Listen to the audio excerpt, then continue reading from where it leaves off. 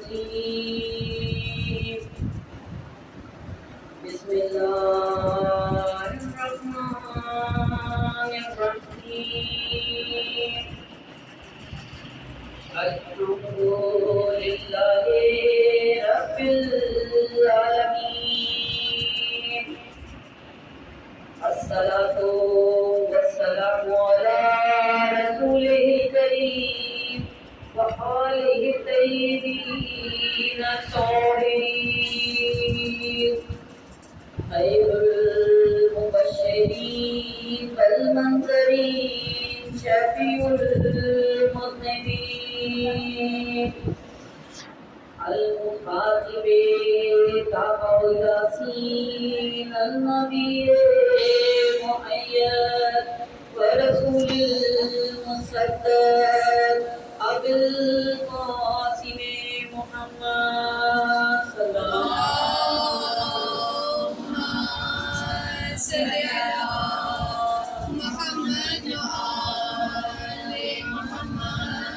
وآله الطيبين الطاهرين المعصومين المظلومين ولعنة الله على أعدائهم أجمعين من يومنا هذا إلى يوم الدين أما بعد فقد قال الله تبارك وتعالى في كتاب المبين وهو أصدق الصادقين إنما يريد الله ليذهب عنكم الرجس أهل البيت ويطهركم تطهيرا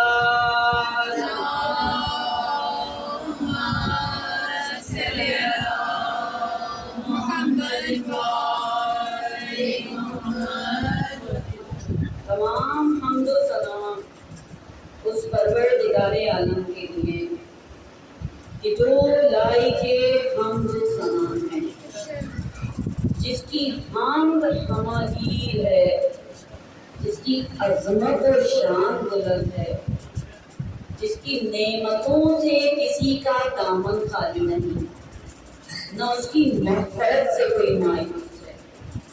تمام حمد و ثنا اس پروردگار عالم کے لیے کہ جس نے حمد کو اپنے ذکر کا افتتاحیہ قرار دیا۔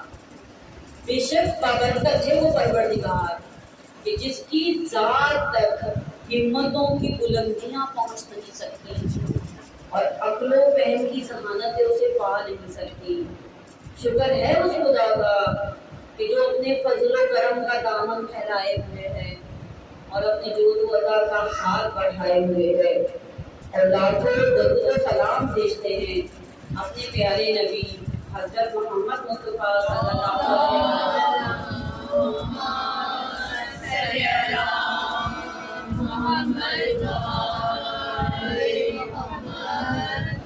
جو نبی رحمت ہیں، اور آپ کی آل پر کہ جو امت کے لیے سامان شفاعت اور دین کے لیے روشن مینار ہیں۔ بے شک یہ محمد والے محمد ہی وہ ہستیاں ہیں کہ جنہیں پیدا کرتے ہی خود پیدا کرنے والا درود پہ مصروف ہو گیا۔ درود محمد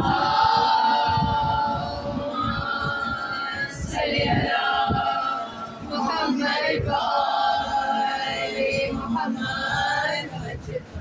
آج کی مجلس کا میں ایک لفظ امیر المومنین کی غیرت اور شجاعت کے عظیم وارث سرکار وفا باب الحوائج حضرت عباس علمدار کے نام رکھتے ہیں۔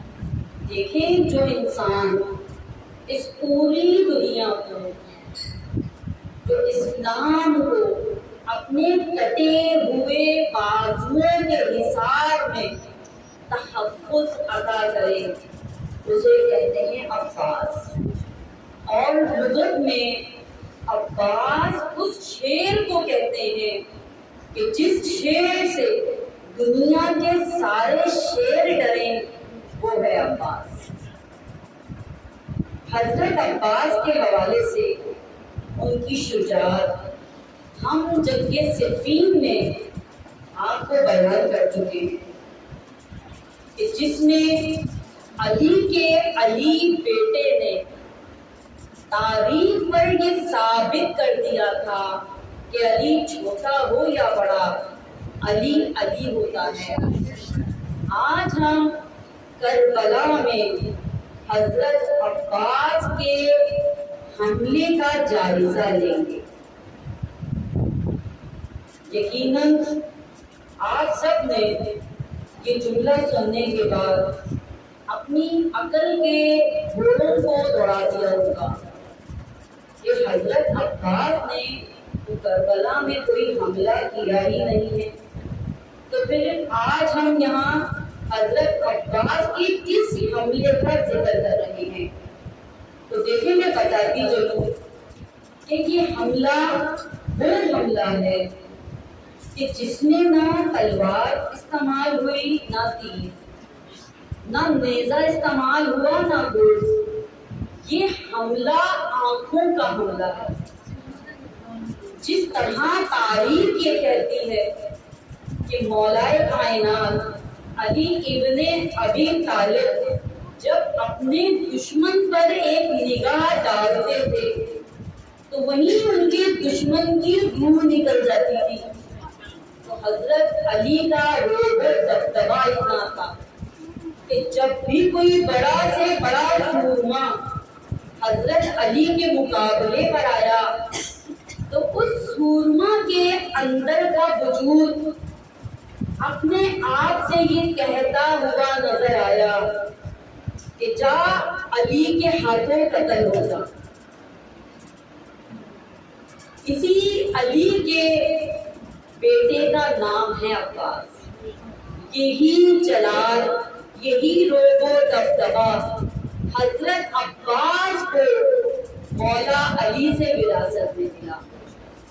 تو آئیے میدان کربلا میں حضرت عباس کے اس حملے کا جائزہ لیتے ہیں۔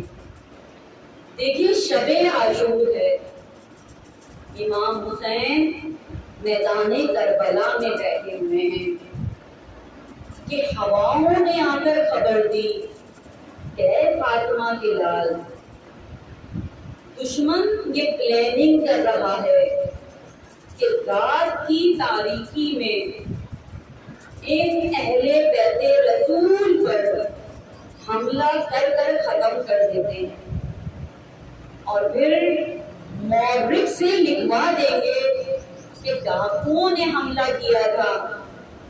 اس طرح ہم بھی بچ جائیں گے اور یزید بھی بچ جائے گا، کیونکہ مورخ بھی انہوں نے خریدے ہوئے تھے، قلم بھی خریدے ہوئے تھے اور قلم کار بھی خریدے ہوئے تھے۔ ادھر جو ہی ہواؤں نے یہ خبر امام حسین کو سنائی تو دیکھیں ہواؤں کے خبر سنانے پر تعجب نہ کیجیے گا۔ تاریخ یہ کہتی ہے کہ ایک تخت تھا جو ہوا میں اڑتا جا رہا تھا، اس تخت پر ایک نبی سوار تھے اور ہوا نے آ کر یہ خبر دی تھی کہ اے سلیمان نبی، چونٹی ایسا ایسا کہہ رہی ہے آپ کے بارے میں۔ تو دیکھیے ہوائیں حضرت سلیمان کو خبر دیں تو کوئی تعجب نہیں کرتا، تو حضرت سلیمان تو وہ ہیں کہ جن کے امام ہیں حسین۔ تو بس جیسے ہی ہواؤں نے خبر دی، امام حسین نے فرمایا اینا اینا ابو الفضل العباس، کہاں ہے ابو الفضل العباس؟ جیسے ہی حضرت عباس نے یہ آواز سنی، کہا جاتا ہے بڑی تیز رفتاری سے امام حسین کی جانب بڑھے اور سر جھکا کر کھڑے ہو گئے کہ جی قبلۂ آساس۔ تو دیکھیں حضرت عباس کے دہنے مبارک سے نکلا ہوا بڑی معرفت رکھتا ہے۔ تو یہاں حضرت عباس نے امام حسین کو کیا کہہ کر مخاطب کیا کہ قبلہ اساس۔ یہ اساس کسے کہتے ہیں؟ دیکھیے، اساس کہتے ہیں بنیاد کو۔ ہر چیز کی بنیاد ہے حسین، بنائے لا الہ ہے حسین۔ نماز قائم ہوئی، نماز کی بنیاد حسین۔ روزے کی عمارت پڑی، عمارت ڈالنے والے ہیں امام حسین۔ حج کی بنیاد ہے امام حسین۔ اور یہاں میں یہ کہتی چلوں کہ جو لوگ بھی حج پر جاتے ہیں ان کے لیے پیغام یہ ہے کہ دیکھیے، امام حسین حج کی اساس ہے، حج کی بنیاد ہے، تو پہلے اس بنیاد کی زیارت کو کر لیں، پھر جا کر حج کیجیے گا۔ یہ معرفت جو یہاں اس جملے سے ہمیں ملی، اس معرفت کو ہم یہ دیکھتے ہیں کہ اہل سنت کے بہت بڑے امام شافعی بھی کسی حد تک سمجھنے میں کامیاب ہو گئے، اور تاریخ نے واقعہ لکھا کہ امام شافعی نے اعلان کر دیا کہ میں اس سال حج پر جا رہا ہوں۔ تو ظاہر جتنے بھی ان کے پیروکار تھے سب نے یہ سوچا کہ ہمارے ان کے امام ہیں ظاہر امام شافعی، تو ہم بھی کیوں نہ اس سال امام شافعی کی قیادت میں حج کی سعادت حاصل کریں۔ ایک بڑی تعداد امام شافعی کے پیچھے ہو گئی۔ امام شافعی اپنا پورا کارواں، پورا قافلہ لے کر چلے۔ جب ایک مقام پر پہنچے تو اس مقام سے دو راستے نکلتے تھے۔ ایک راستہ جا رہا تھا مکے کی طرف اور ایک راستہ جا رہا تھا کربلا کی طرف۔ جیسے ہی اس راستے پر پہنچے، امام شافعی نے کربلا کا رخ کر لیا۔ ان کے جتنے بھی پیروکار تھے اعتراض کرنے لگے کہ آپ ہمیں حج کی نیت سے لے کر نکلے تھے اور آپ یہ کربلا کیوں چلے؟ تو دیکھیں امام شافعی کا معرفت والا جواب سنیے۔ کہنے لگے کہ میں جا رہا ہوں روح کی زیارت کرنے، تم جاؤ بدن کی زیارت کرنے، تم جاؤ جسم کی زیارت کرنے۔ تو یہ روح کیا ہے؟ یہ روح ہے حج کی حسین، حج کی بنیاد ہے امام حسین۔ تو امام شافعی نے یہ پیغام دے دیا کہ حج پر جانے والوں، پہلے بنیاد کی تو زیارت حاصل کر لو، پہلے اس روح کی تو زیارت کر لو اور اپنی روح کو کثافتوں سے پاک کر کر مضبوط کر کر پھر حج کی زیارت پر جاؤ۔ تو دیکھیں زیارت امام حسین کا کتنا مقام و مرتبہ ہے۔ جہاں ہم حج کا فلسفہ دیکھتے ہیں وہاں زیارت امام حسین کا فلسفہ بھی دیکھتے ہیں۔ دیکھیں حج کے لیے کچھ شرائط ہیں۔ جو صاحب استطاعت ہے وہی حج پہ جا سکتا ہے، ہر ایک پہ حج واجب نہیں۔ اگر آپ اتنا پیسہ رکھتے ہیں تو آپ حج پر جائیے، لیکن اس بات کا بھی خیال رکھنا ہے کہ پیسہ اتنا ہو کہ اپنے اہل و عیال کو بھی یہاں پیسہ دے کر جائیں پھر حج پر جائیں۔ پھر دوسری بات ہم یہ دیکھتے ہیں کہ جو مقروض ہے وہ حج پر نہیں جا سکتا، یہاں تک کہ جو قرضے کا حکم دیا گیا ہے انسان قرضہ لے کر بھی حج پر نہیں جا سکتا۔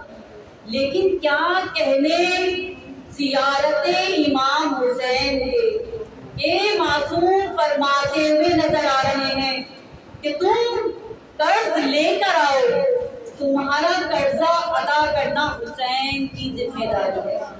کیا مقام و مرتبہ ہے اس روح حج کا، اس بنیاد حج کا کہ معصوم فرما رہے ہیں قرضہ تم لے کر آؤ، ادا حسین کرے گا۔ بلکہ معصوم نے یہاں تک فرما دیا کہ دیکھو نمک سے روٹی کھا لینا لیکن زیارت امام حسین کو ترک نہ کرنا۔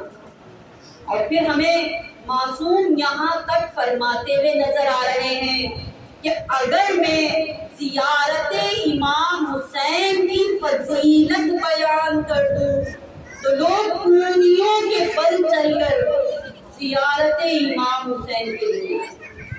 تو دیکھیں یہ مقام و مرتبہ ہے، یہ معرفت کے موتی ہیں جو اس در سے لوگ پا رہے ہیں. تو بس مولا عباس نے بھی فرمایا کہ جی قبلۂ آساس. تو امام حسین نے فرمایا کہ عباس دشمن یہ پلاننگ کر رہا ہے کہ راتوں رات ہم پر حملہ کرے اور ہمیں ختم کر دے، اور پھر مورخ سے لکھوا دے کہ ڈاکوؤں نے حملہ کیا تھا، اس طرح یہ لوگ بھی بچ جائیں گے اور یزید بھی بچ جائے گا. تو دیکھیں اس سے پہلے کہ میں حضرت عباس کی شجاعت بیان کروں، اس سے پہلے امام حسین کی شجاعت کے جوہر آپ کو دکھلاتا ہوں. دیکھیں عباس جو ہے وہ قیامت کا نام ہے، عباس کی شجاعت قیامت ہے، لیکن جو قیامت حسین کے سامنے سر جھکا کر کھڑی ہے وہ ہے امام حسین. یعنی حضرت عباس کی شجاعت قیامت ہے، اور جو قیامت حسین کے سامنے سر جھکا کر کھڑی ہو اس حسین کی شجاعت کا کیا مقام و مرتبہ ہوگا. تو بس یہاں دیکھیں کہ حضرت عباس نے جب یہ سنا کہ دشمن گھوڑوں پر بیٹھ گئے ہیں اور اصحاب حسینی کی جانب قدم بڑھا رہے ہیں، حضرت عباس کا جلال یہ تھا، حضرت عباس کی شجاعت روب و دبدبہ یہ تھا کہ ایک نگاہ ڈالی فوج یزید پر، بس نگاہ کا ڈالنا تھا. تاریخ نے لکھا کہ جس گھوڑے نے پاؤں ہوا میں اٹھایا ہوا تھا وہ ہوا میں رہا، جس کا پاؤں زمین پر تھا وہ زمین پر رہا، بلکہ ایسا محسوس ہو رہا تھا کہ سارے فوج یزید کے سپاہی اور گھوڑے پتھر کے ہو گئے ہیں، اور سپاہیوں کو اپنے دلوں کی دھڑکنیں اپنے کانوں میں سنائی دینے لگی.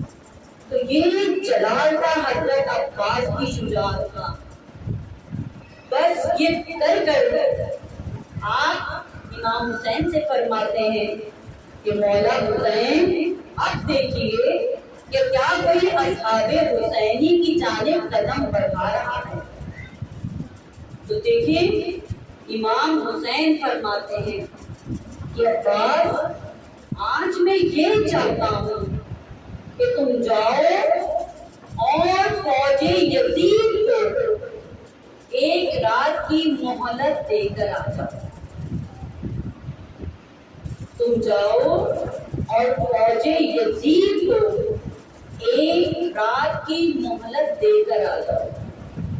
ابھی تک ہم نے تاریخ میں یہی پڑھا ہے اور ذاکرین سے یہی سنا ہے، شاید آپ نے غور بھی نہیں کیا کہ میں نے کیا جملہ کہہ دیا. ہم نے یہی سنا ہے کہ امام حسین نے ایک رات کی مہلت مانگی تھی، اور ادھر امام حسین کیا فرما رہے ہیں کہ عباس آج میں یہ چاہتا ہوں کہ تم جاؤ اور انہیں ایک رات کی مہلت دے کر آ جاؤ. آپ خود ہی سوچئے کہ جس لشکر میں جس حسین کا سپہ سالار علمدار عباس ہو، کیا وہ دشمن سے کچھ مانگنے جائے گا؟ دوسری بات، اس کی دلیل ہمیں اس طرح بھی مل جاتی ہے کہ دیکھیں تاریخ میں مختلف واقعات پڑھتے ہیں، پڑھنے کے بعد ہم سوچتے ہیں کہ ہم یہ بات ممبر سے بول رہے ہیں تو اس میں کتنی صداقت ہے. ابھی تک ہم نے اپنی اتنی عمر میں تاریخ میں یہی پڑھا کہ امام حسین نے فرمایا، کتابوں میں ایسے ہی لکھا ہوا ہے کہ جاؤ ایک رات کی مہلت لے کر آ جاؤ.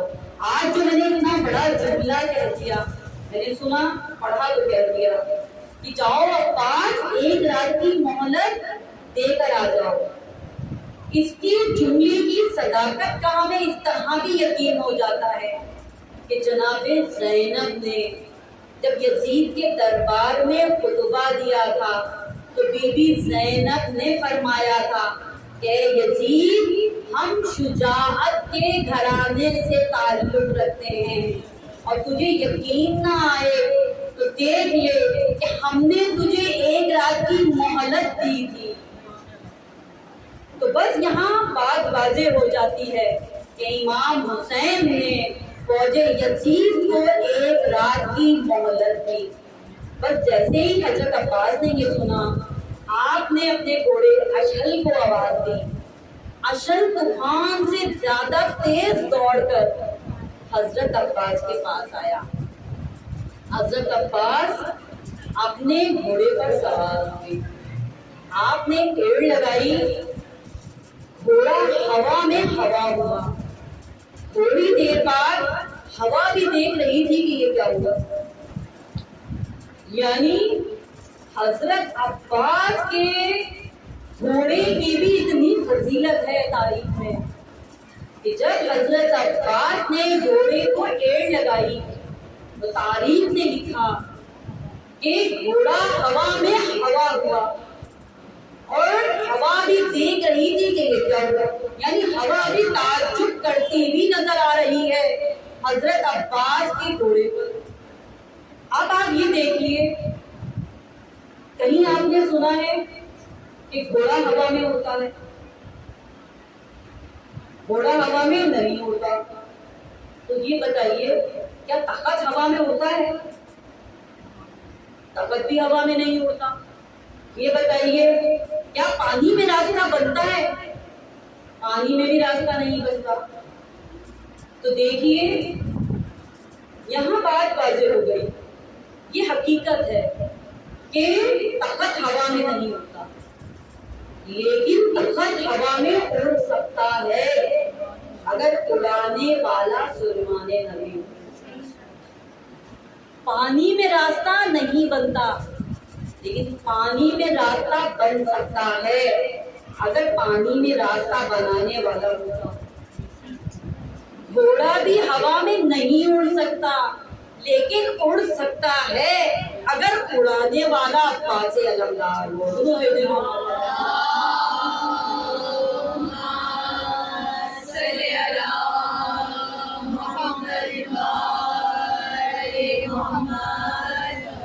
تو دیکھیں ان کے گھوڑے جیسے دکھتے ہیں ویسے ہوتے نہیں ہیں۔ تاریخ نے لکھا کہ ان کے گھوڑے جیسے دکھتے ہیں ویسے ہوتے نہیں ہیں۔ دیکھیں گھوڑے کے اگر ایک زخم لگے تو جو اس پر سوار ہوگا اس کو گرا کر بھاگ جائے گا، لیکن تاریخ نے لکھا کہ امام حسین کے ذوالجناح پر اتنے زخم تھے، لیکن پھر بھی امام حسین ذوالجناح پر سوار تھے۔ تو دیکھیں جہاں ان ہستیوں کے اتنے فضائل ہیں، وہاں ہم یہ دیکھتے ہیں کہ جو جانور ان سے منسوب ہو گیا، جو جانور ان سے منسلک ہو گیا، منبر سے ان کے بھی فضائل بیان کیے جا رہے ہوتے ہیں۔ تو دیکھیں اہل سنت کے بہت بڑے عالم نے لکھا، نام محمد گیلانی بتایا جاتا ہے، انہوں نے لکھا کہ جس طرح حضرت عباس کی آمد کا مردوں میں خوف تھا، حضرت عباس چلے تھے ذوالجناح پہ گھوڑے، جس طرح حضرت عباس کے آنے کا مردوں میں خوف تھا، مردوں میں گھوم تھی، بالکل اسی طرح حضرت عباس کے گھوڑے کا گھوڑوں میں خوف تھا۔ یعنی تاریخ نے لکھ دیا کہ یہ گھوڑے وہ گھوڑے ہیں کہ جو امام حسین سے منسلک ہوئے، حضرت عباس سے منسلک ہوئے تو اپنی فضیلت آپ رکھتے ہیں، یعنی کوئی ان کے گھوڑے کا بھی مقابلہ نہیں کر سکتا۔ تو دیکھیے تاریخ یہ کہہ کر خاموش ہو گئی کہ حضرت عباس کا ذوالجناح اشہل بلندیوں سے زمین کربلا پر تھا، تو ایسا محسوس ہو رہا تھا کہ جیسے ساری فوج یزید میں ایسا لگ رہا تھا کہ جیسے سب کی روحیں پرواز کر رہی، سب ایسے لگ رہے تھے کہ جیسے خوف کے مارے مردہ حالت میں بیٹھے۔ با وفا با وفا یا عباس یا عباس، با وفا با وفا یا عباس یا عباس، نعرہ حیدری یا حیدری یا محمد و آل محمد صلوات اللہ صلی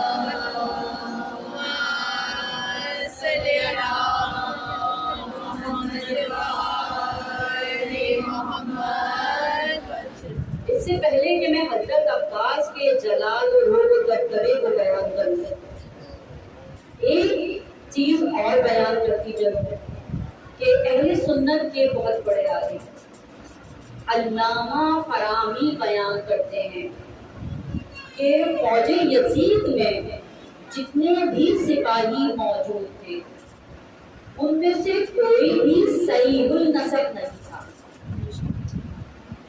بلکہ انہوں نے یہاں تک لکھا کہ مرد جتنے گھوڑے تھے ان کا بھی شجرہ خراب تھا، وہ بھی صحیح نسل سے نہ تھے، اور اس کی دلیل انہوں نے یہ دی کہ اگر وہ خراب نسل کے تھے تو دیکھیے جو صحیح النسب نہ ہو وہ کبھی بھی امام حسین کے بدن مبارک پر پیر نہیں رکھتا، اگر وہ صحیح نسب ہوتے تو کبھی بھی بدن مبارک امام حسین پر اپنے پیر نہ رکھتے۔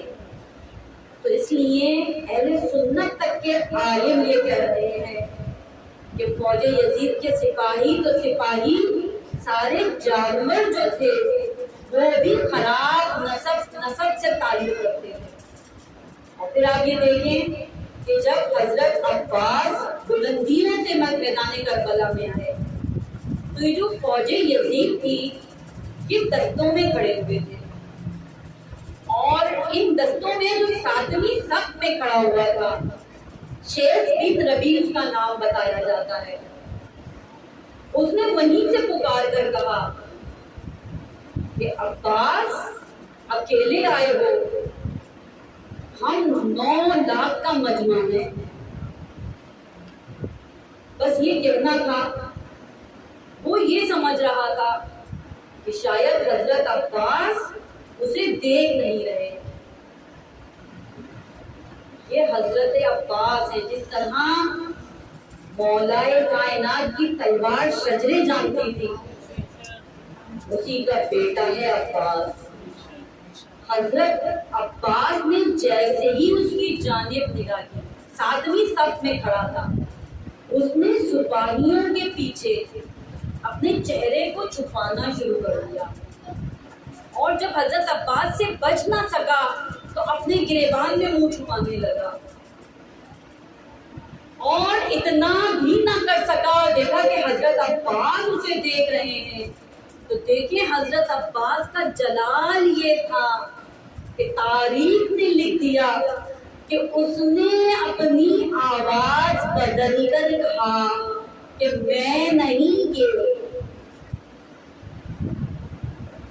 جیسے ہی اس نے اپنی آواز بدل کر کہا کہ میں نہیں یہ، برابر والا سپاہی کھڑا ہوا تھا اور تو اس پر بھی تھا، اس نے کہا میرا نام کیوں لگا رہا ہے، تو نے ہی تو پکار کر کہا تھا۔ دیکھیں واقعہ صرف اتنا ہی ہے۔ اب آپ ڈاکٹروں سے رجوع کریں، سائیکیٹرسٹ سے رجوع کریں، سائیکالوجسٹ سے رجوع کریں، اور ان سے یہ پوچھیں کہ یہ مردانہ آواز زنانہ کیسے ہو جاتی ہے، تو دیکھیے ڈاکٹر آپ کو یہی کہیں گے کہ جب خوف انتہائی درجے پر پہنچ جائے تو پھر مردانہ آواز زنانہ بن کر نکلتا ہے۔ تو یہاں شیس بن ربی کے ساتھ ایسا ہی ہوا کہ جب وہ حضرت عباس کے جلال کی تاب نہ لا سکا تو سپاہیوں کے پیچھے چھپنے لگا، اور جب اس سے بھی اس کی نہ بنی تو اپنے گریبان میں منہ ڈال کر بیٹھ گیا، اور پھر تھوڑی دیر کے بعد منہ اٹھا کر دیکھا کہ علی کہیں مجھے دیکھ تو نہیں رہے، پھر دیکھا عباس مجھے دیکھ تو نہیں رہے، پھر دیکھا کہ عباس کی نگاہ مسلسل شیس بن ربی پر ہے۔ اب تو اس نے سوچ لیا کہ اب نہیں بچ پاؤں گا، تو بس زنانہ آواز بدل کر کہنے لگا کہ میں نہیں بولا تھا، یہ بولا تھا۔ اور اس کو دیکھیے میر انیس نے بھی کہہ دیا کہ درود بھیجے محمد علیہ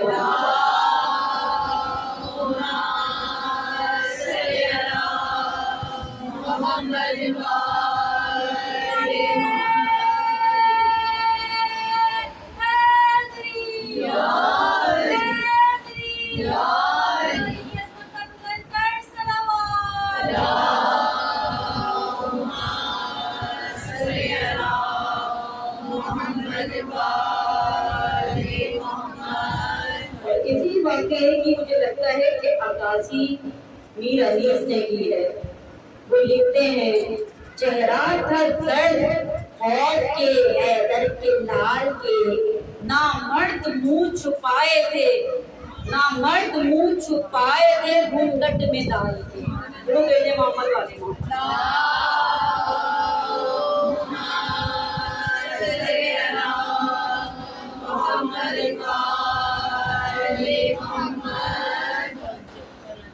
تو دیکھیں میر انیس کو پڑھنا اتنا آسان نہیں ہے۔ پھر اپنے واقعے سے میر انیس کے شعر کو جوڑ لینا یہ بھی ایک کمال کی بات ہے۔ ویسے تو ہم نیو جنریشن والے نیو جو پوئٹس ہیں ان کے اشعار کو جلدی سمجھ لیتے ہیں، لیکن یہاں میر انیس کے شعر کو سمجھنا میں سمجھتی ہوں ہر ایک کے بس کی بات نہیں۔ انہوں نے بڑی خوبصورتی سے اس شعر میں شیس بن ربی کے خوف کی عکاسی کر دی اور اسے نامرد قرار دے کر بتلا دیا کہ یہ نامرد ہی تو ہوتے ہیں جو گھونگھٹ ڈال کر بیٹھ جاتے ہیں۔ تو بہترین عکاسی کی ہے میر انیس نے۔ اور دیکھیں کہ حضرت عباس کی آنکھوں کے شجاعت اور روح دبدبے ہی کی طاقت تھی کہ کوئی منہ اٹھا کر امام حسین کے خیمے کی جانب دیکھ نہیں پا رہا تھا۔ عمر 7 سے کئی دفعہ ابن زیاد نے پوچھا کہ مجھے امام حسین کے خیمے گن کر بتلا دے کہ حسین کے خیموں کی تعداد کتنی ہے۔ تو عمر 7 خیموں کی تعداد نہیں بتا سکا۔ کیوں نہیں بتا سکا؟ نکلتا اور گن کر بتا دیتا، لیکن کیونکہ عباس موجود تھے اور کسی میں اتنی ہمت نہیں تھی